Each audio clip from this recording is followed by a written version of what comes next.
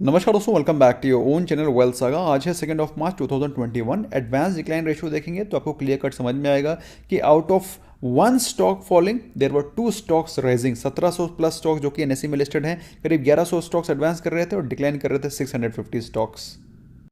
आज के दिन वैसे दोस्तों ज़्यादा मार्केट में अपसाइड डाउनसाइड था नहीं, लेकिन निफ्टी के चार्ट में देखेंगे तो आपको एक इंपॉर्टेंट एनालिसिस समझ में आएगी, वो हम लोग आगे कवर करेंगे। फिलहाल बात करें सेंसेक्स की तो अराउंड 450 पॉइंट्स ऊपर था, Nifty 50 around 150 points. Nifty bank almost flat था, लेकिन निफ्टी मिड कैप में 14% का rise. Am I seeing it correct? ओहो, so Nifty mid cap, by the way दोस्तों जिनको नहीं मालूम है उनको बता देना चाहता हूँ, Nifty mid cap is at all time high now.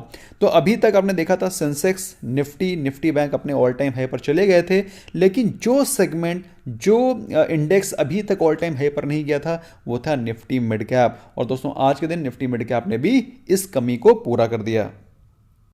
तो दोस्तों ये मार्केट बाय ऑन डिप्स की है, ये मार्केट वैल्यू बाइंग की है, क्योंकि ऐसे मार्केट में जो अच्छे स्टॉक्स जो कि अंडर वैल्यूड पड़े हैं, nobody is pairing them, everybody is gathering undervalued good quality stocks. बात करें ग्लोबल इंडेक्सेस की तो एसजीएक्स निफ्टी प्रेजेंटली ट्रेड कर रहा है 30 पॉइंट्स अप। अगर बात करें ये सेकंड सेशन की बात हो रही है दोस्तों, this is the second trading session. I am sure आपको पता होगा एसजीएक्स निफ्टी 2 सेशन में ट्रेड करता है। अगर आपको नहीं पता है एसजीएक्स निफ्टी के बारे में, you must watch my video on SGX Nifty. बात करें इसके अलावा यूरोपियन मार्केट्स की तो यूरोपियन मार्केट्स में भी पॉजिटिविटी दिखाई पड़ रही है। हाउ एवर अगर दिन के बारे में बात करें तो दिन में यूरोपियन मार्केट्स नेगेटिव ओपन हुए थे, लेकिन उसके बाद उन्होंने by the end of the day recovery दिखाई और presently they are trading in mild positive. दोस्तों आज के दिन जिन स्टॉक्स में ज़बरदस्त तेजी नजर आई उनमें थे टाटा मोटर्स, एम अडानी पोर्ट्स एंड विप्रो। उसका रीज़न क्या था? उसका रीज़न मैंने कल आपको कवर किया था इवनिंग रैप में। जिस प्रकार के इनके फेब मार्च के सेल्स के नंबर आए हैं उस हिसाब से दोस्तों मेरे हिसाब से the stocks deserve even more higher price. और मुझे लगता है जो इनके रिजल्ट्स आएंगे for this Q4 they are also going to come very very nice.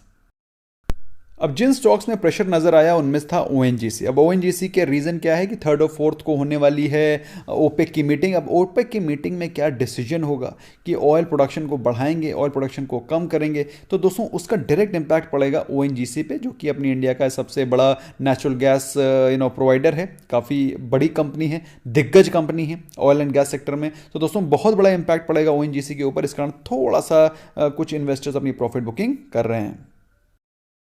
इसके अलावा कुछ और भी स्टॉक्स हैं जिनमें की प्रॉफिट बुकिंग नजर आई, उनमें थे GFC, doctor Reddy's, power grid. तो आप देख सकते हैं कोई भी ऐसा स्टॉक नहीं है जिसमें कि बहुत भीषण गिरावट हुई हो अदर देन ओएनजीसी।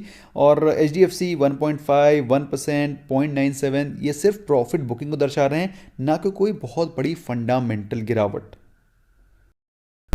दोस्तों अगर आप निफ्टी 50 का चार्ट देखेंगे तो आपको एक बहुत इंपॉर्टेंट और इंटरेस्टिंग कैंडल नजर आएगी, जो कि ऑलमोस्ट ड्रैगन फ्लाई डोजी की तरफ बन रही है। नंबर 1, इस चार्ट पैटर्न में आपको 2-3 चीज़ें ऑब्जर्व करनी चाहिए विच आर वर्थ नोटिसिंग।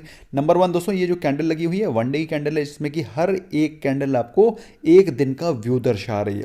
तो अगर आप देखें तो फ्राइडे की भयानक गिरावट के बाद जो कल ये इनसाइड कैंडल बनी थी, जिसमें कि ये प्रतीत हो रहा था कि जिस प्रकार की मार्केट कल के दिन ओपन होगी उसी प्रकार की मार्केट आपको पूरे दिन दिखाई पड़ेगी। तो मार्केट ओपन हुई गैप अप, ये है ओपनिंग प्राइस, तो मार्केट ओपन हुई गैप अप पॉजिटिव और पूरे दिन ऑलमोस्ट फ्लैट माहौल रहा, ज़्यादा कोई गिरावट खास नहीं आई। लेकिन जो ये कैंडल बन रही है इसमें 2-3 चीज़ें ऑब्जर्व करने वाली हैं। पहली चीज़ तो ये कि इसमें बायर्स ज़्यादा हैं और सेलर्स कम, जो कि बताता है कि मार्केट बुलिश रह सकती है। नंबर 2, इसने अपनी जो क्लोजिंग दी है वो दी है 20 डे एक्सपोनेंशियल मूविंग एवरेज के ऊपर, विच क्लियरली डेमोन्स्ट्रेट्स कि मार्केट यहां से बुलिश हो सकती है। And the third and the most important thing is इसकी जो क्लोजिंग हुई है वो इस कैंडल के ऊपर हुई है, जो कि फिर से दर्शाती है कि मार्केट पॉजिटिव रह सकती है। अब बात आती है कि अगले क्या लेवल्स हो सकते हैं आने वाले समय में। तो दोस्तों जैसा कि मैंने आपको ऑलरेडी बताया हुआ है पहले कि अब यहां से इंपॉर्टेंट रेजिस्टेंस विल बी 15,000 टूटता है तो 15,200 and thereafter 15,500 will be the strong resistance. के बीच में 15,400 का भी एक रेजिस्टेंस है। तो ये वो लेवल्स हैं जो कि आपको आने वाले समय में दिखाई पड़ सकते हैं once 15,000 breaks and Nifty closes above 15,000। अगर बात करें स्ट्रेंथ की तो आप देख सकते हैं स्ट्रेंथ प्रेजेंटली ट्रेड कर रही है, आरएसआई ट्रेड कर रही है अराउंड 54। आरएसआई क्या होता है, ये मूविंग एवरेजेस क्या होते हैं, if you do not know you must watch the videos which are there in the description, ताकि आपको एक बेटर पर्सपेक्टिव मिले जो मार्केट में चल रहा है, मार्केट के चार्ट्स पे कैसे इसको रीड करते हैं, you'll get a better perspective. दोस्तों डे कैंडल में जो आपने ऑब्जर्व किया वो तो इंपॉर्टेंट और वर्थ नोटिसिंग है ही। इसके अलावा जो चीज़ आपको इंट्रा डे कैंडल पे ऑब्जर्व करनी चाहिए, पहली चीज़ तो ये है इंट्रा डे का चार्ट, जिसमें हर एक कैंडल आपको 15 मिनट्स का ड्यूरेशन, 15 मिनट्स का सेंटीमेंट दिखा रहा है। तो आप पाएंगे कि during the last half an our, आधे घंटे, लास्ट के आधे घंटे में मार्केट में ज़बरदस्त बाइंग आई, निफ्टी 50 में अच्छी खासी जंप आई। तो दोस्तों मेरा एक्सपेक्टेशन ये है कि, और मेरा आई एम वेरी होपफुल कि अगले दिन भी जो ये फॉलो थ्रू है ये कंटिन्यू रहेगा और मार्केट इसी प्रकार से gap up, at least gap up open होगी और मार्केट में पॉजिटिविटी कल के दिन भी आपको दिखाई पड़ेगी। मोर और less similar kind of chart आपको निफ्टी बैंक में भी दिखाई पड़ रहा है। हाफ एन आवर ये इंट्राडे का चार्ट है दोस्तों, 15 मिनट्स की कैंडल लगी हुई है। तो clear cut you can see that during the last half an hour there was positive buying in the market, which clearly demonstrates कि कल के दिन भी आपको पॉजिटिविटी मार्केट से एक्सपेक्ट करनी चाहिए, क्योंकि ओवरऑल वर्ल्ड वाइड कोई भी ऐसी खास नेगेटिव न्यूज़ नहीं है जिसके चलते मार्केट में कोई गिरावट आए, other than those falling dollar and increasing bond yield, जिसको कि मार्केट ने अभी रिसेंटली इन न्यूज़ को फैक्टर इन कर लिया। क्योंकि आप देख सकते हैं पिछले 10 दिनों में मार्केट में अच्छा खासा करेक्शन आया। तो ब्रॉडली ये सारी की सारी न्यूज़, यूएस बॉन्ड यील्ड की, फॉलिंग डॉलर की, ये सारी की सारी न्यूज़ मोरलेस मार्केट में इस समय फैक्टर इन हो चुकी है। ऐसे में दोस्तों कुछ और भी इंपॉर्टेंट न्यूज़ हैं जो कि मार्केट को आज ऑब्जर्व करनी चाहिए, आप लोग को भी ऑब्जर्व करनी चाहिए। The very first news is regarding the present government's plan up to 2030। अभी तक भाई 2022 तक के मोदी जी के प्लान थे, फिर उसके बाद 2024 तक के प्लान हुए, अभी 2030 प्लान होने लगा। तो आप समझ सकते हैं भाई कि मोदी जी के प्लान क्या है ना, योगी मोदी। तो आप समझ सकते हैं कि the plans of the BJP governments are very very aggressive और 2030 की भी प्लानिंग शुरू हो गई है। फिलहाल प्लानिंग क्या है कि पीएम मोदी साहब ने बोला हुआ है कि वो 23 इनलैंड वाटरवेज 2030 तक प्लान कर रहे हैं। अब जिनको मालूम नहीं है ये IWT क्या होता है, तो इसे बोलते हैं इनलैंड वाटरवेज ट्रांसपोर्ट। बेसिकली जो नदियां होती हैं, बड़ी नदियां होती हैं, तो बड़ी नदियों पे ट्रैफिक चलाया जाएगा। बड़ी नदियों पे छोटे छोटे बोट्स और ships, I will not call it them ships, basically cruise करने वाली वाटर क्रूजिंग बोट्स चलाई जाएंगी, जिससे कि इनलैंड वाटर ट्रांसपोर्ट हो सके। आप कहेंगे क्या रोड खत्म हो जाएंगे? रोड नहीं खत्म होगी, ये एक एडिशनल मैकेनिज्म होगा जिसमें कि कार्गोज, जिसमें कि कुछ और आइटम्स जो कि इतने ज़्यादा टाइम क्रिटिकल नहीं है, उनको वाटरवेज के द्वारा पहुंचाया जा सकेगा। So again a great and very aggressive plan of the present government.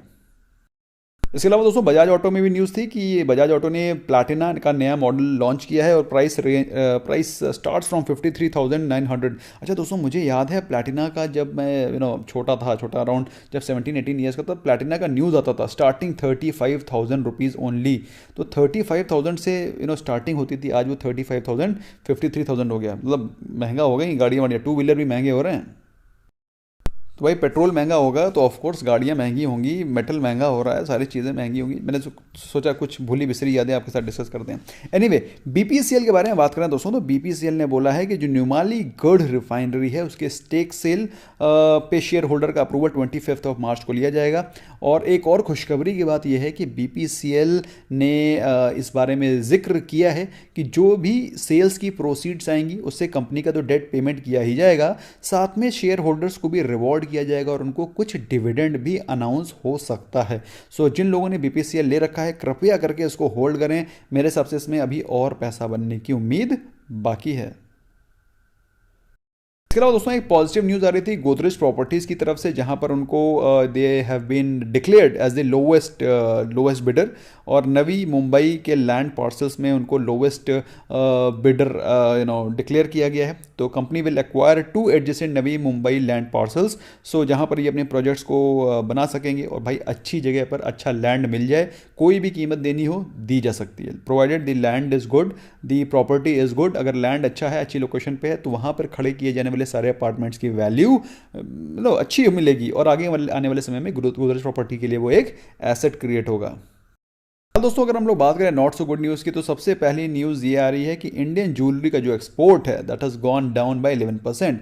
और दोस्तों ऐसा होना लाजमी भी है, क्योंकि गोल्ड अभी सभी के सभी लोग हो गए हैं intelligent, people have become very much aware, काफ़ी सारे लोग अवेयर हो गए हैं, तो सभी के सभी जनरली डिजिटल गोल्ड में इन्वेस्ट करना शुरू कर दिए हैं, other than few old timers like me, जो कि मैं अभी भी फिजिकल गोल्ड खरीदता हूँ। अदर दैन जनरली लोगों ने sovereign gold bonds, gold ETFs में लेना, इन्वेस्ट करना शुरू कर दिया है, जिसके चलते गोल्ड की जो फिजिकल डिलीवरी है वो कम हो गई है। आजकल जो यूथ है वो भी जनरली ज़्यादा ज्वेलरी पहनना पसंद नहीं करता, they become intelligent, they become smart, तो इसमें कोई खराबी नहीं है। फिलहाल इंडियन ज्वेलरी का जो एक्सपोर्ट है वो 11% गिरा है।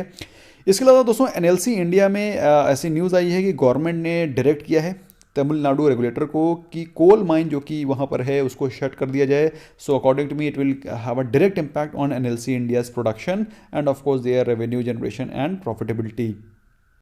Last but not the least is the most important thing जो कि इम्पैक्ट करेगी इंडियन मार्केट्स को भी, कि चाइना में जो पेपर प्राइसेस हैं वो बढ़ रहे हैं, वहाँ पे पल्प का प्राइसेस बढ़ रहा है। और आपको मालूम होना चाहिए China is world's largest consumer of paper pulp.